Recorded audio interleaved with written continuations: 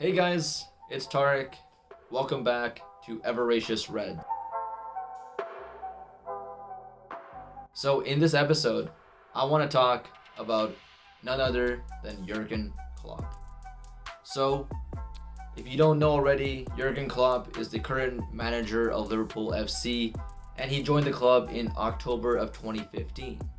Now, I had heard lots from friends about his time at Dortmund and how, with a small budget, he transformed that team into a two-time Bundesliga champion as well as a Champions League finalist. Now, when Liverpool appointed Jurgen Klopp, I was excited, no doubt, but I'll be honest in saying that I had no idea what was going to hit me. I think before I move further, I think to help set the stage, I think it's helpful, not for Liverpool fans or for their feelings, but just in terms of the layman who doesn't know about the time when Jurgen Klopp entered. I think it's important to kind of go back to that time. So, as much as I hate to recap it myself, a lot of Liverpool fans, or every Liverpool fan rather, knows about that 2013-2014 season where we came so close to winning our first Premier League title in, I think, since 1990. So it had been a long time coming. And we had a great season overall, but ultimately we came up short. I think what sticks in everyone's minds is the Chelsea game, the Crystal Palace game. So coming off of that near high, shall we say, 2014-2015, it just wasn't the same. I think a lot of Liverpool fans lacked the belief that we could go again. And I think that reflected in our style of play. I think Brendan Rodgers is a fantastic manager and he is going to do fantastic things at Leicester. But I feel that most fans felt a change was needed. Now, I'm not going to sit here and tell you that I knew the sacking was coming. I definitely didn't. I was really shocked that it happened. But I can't tell you that the thought didn't cross my mind during that year.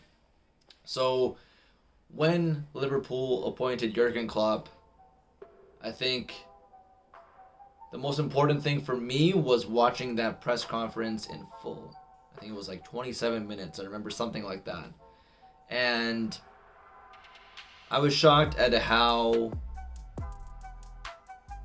I guess, convicted Jurgen was in that he could change not only the team, but the culture of the fans and the culture of the media. And I think that is something that I had not expected, shall we say. I think what I took away from that press conference was that Jurgen was hell-bent on changing the atmosphere of Anfield.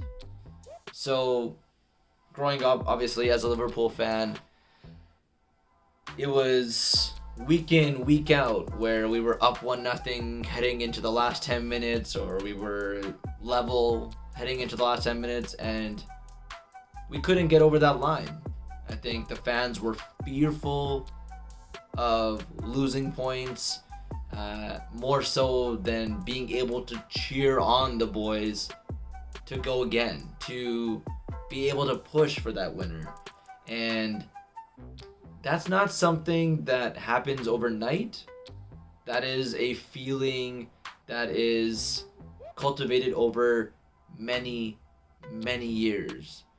When you don't win a league for so many years, where you see an arch rival dominate the English landscape, I think it's normal for one to lose hope, to lose faith in their team's ability to change that. And it was so nice to see Jurgen come in and basically say, I don't give about what you've done previously. Not that it's not important, but it doesn't help me in any way, shape, or form now.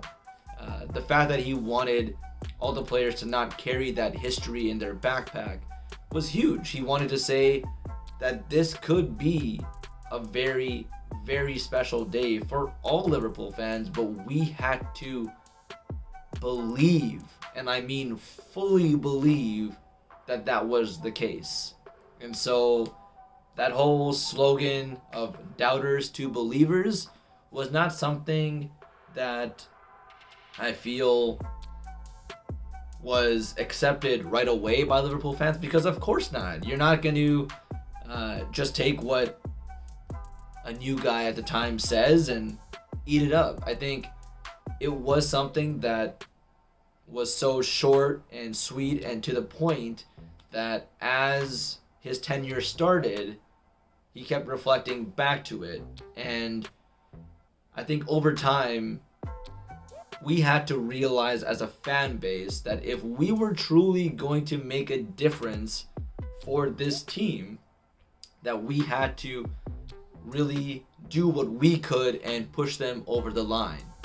You know, Anfield is such an amazing environment to watch on TV. Unfortunately, obviously, I've not been there myself, but when you see that atmosphere, you know how important and how much of a difference the fan base can make, positively and negatively. And so when you're looking at games that we couldn't get over the line, you know, just listen back to those last 10 minutes and you can hear the doubt in people's voices or lack thereof. And I think now looking back, it's incredible to see the transformation. So I think it was the Crystal Palace game, if I'm not mistaken, with Jurgen, where he had proclaimed that he had never felt so alone. And I think that really got to a lot of supporters because it was basically like a backward slap to the face saying, hey, we needed you. Like, we are going to only go places if you help us. Like, we need you. And so I think when he said that, obviously I think what a lot of people made fun of down the line was that West Brom game. But I think that is actually where the difference happened. Yes, we tied West Brom 2-2. I get it. We didn't win, and nor should we be celebrating, quote unquote, a tie against West Brom. But what we should and what we did and what I love that we did was that we celebrated the fans backing the team to the end.